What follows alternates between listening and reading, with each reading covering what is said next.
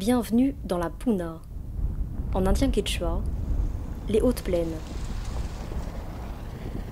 Précisément la partie la plus élevée des Andes, située au nord de l'Argentine, dans la province de Salta, à la frontière chilienne. Entre 3000 et 5000 mètres d'altitude, les chemins de piste sillonnent des paysages lunaires. Le désert se décline dans toutes les formes, toutes les couleurs. Étourdissant pour les quelques touristes qui s'aventurent ici. Fascinant pour les scientifiques qui explorent la région. Car derrière ces paysages hostiles se cachent quelques secrets des débuts de la vie sur Terre. C'est ce qui passionne l'équipe de María Eugenia Farias, microbiologiste et responsable du laboratoire argentin d'études des lagunes andines.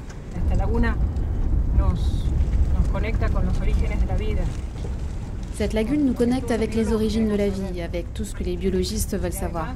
Ici, je sens une connexion très forte avec la nature.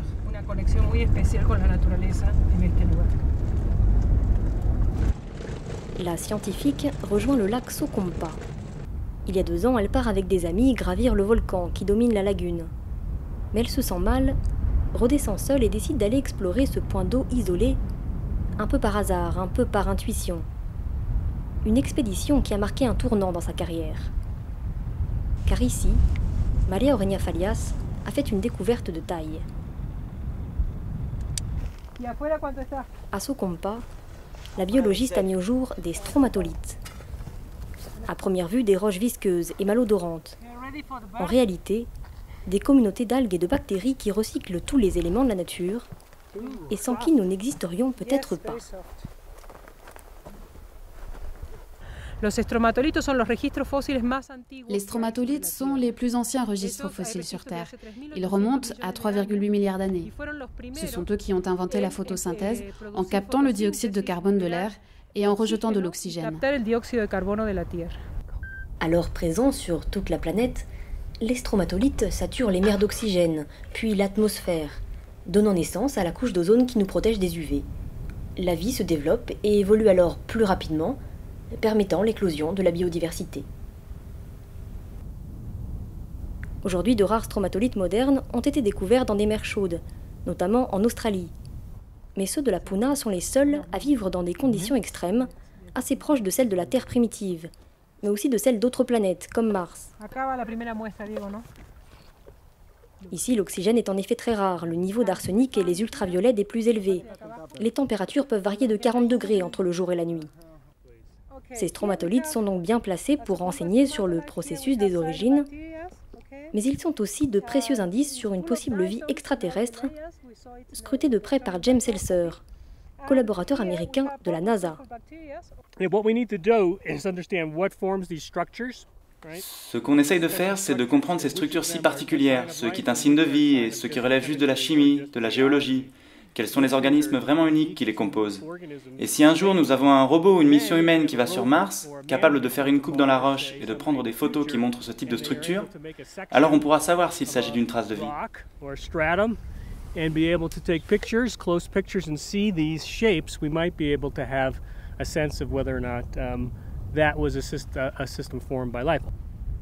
Pour en savoir plus sur le fonctionnement de ces mystérieuses pierres vivantes, María Eugenia Farias effectue des prélèvements ramenés jusqu'au laboratoire de l'équipe dans la ville de Tucumán.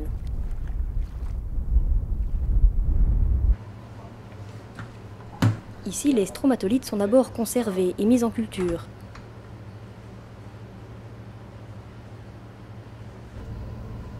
Puis les biologistes tentent d'isoler et d'identifier les différentes bactéries qui les composent, avec souvent des surprises.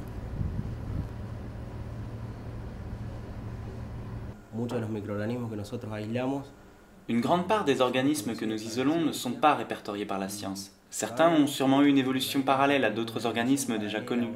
Ce qu'on espère, c'est donc de mettre au jour un groupe de gènes nouveaux, ou avec une évolution différente de ceux qui sont répertoriés dans les bases de données.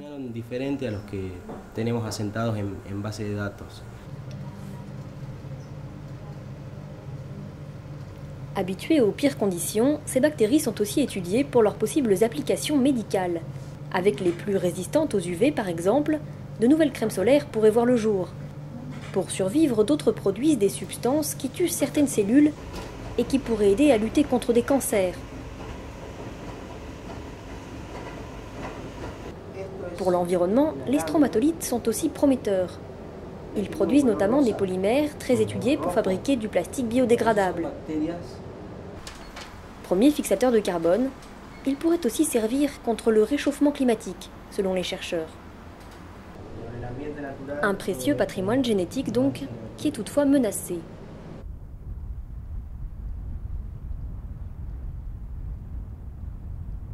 À Tolar Grande, un village de la Puna perché à plus de 3500 mètres d'altitude, l'équipe de Maria Orenia Falias poursuit sa mission.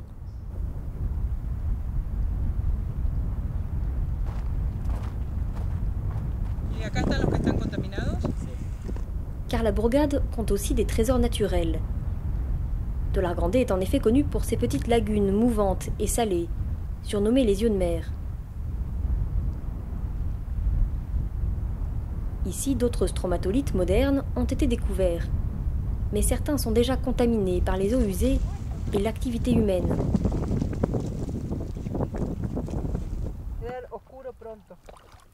Surtout, les scientifiques s'inquiètent des projets miniers qui se développent dans la région, des projets qui pompent et polluent les eaux de la Puna.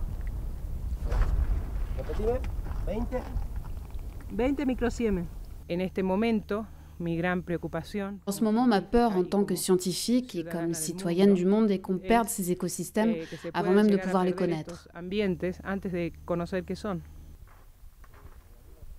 L'équipe tente donc de stocker le maximum de données sur ces stromatolites en danger, tout en menant de nombreuses actions pour sensibiliser la population, les touristes et les entreprises minières à la protection de la Puna, de concert avec les autorités de la province de Salta, pour préserver ces premiers poumons de la planète.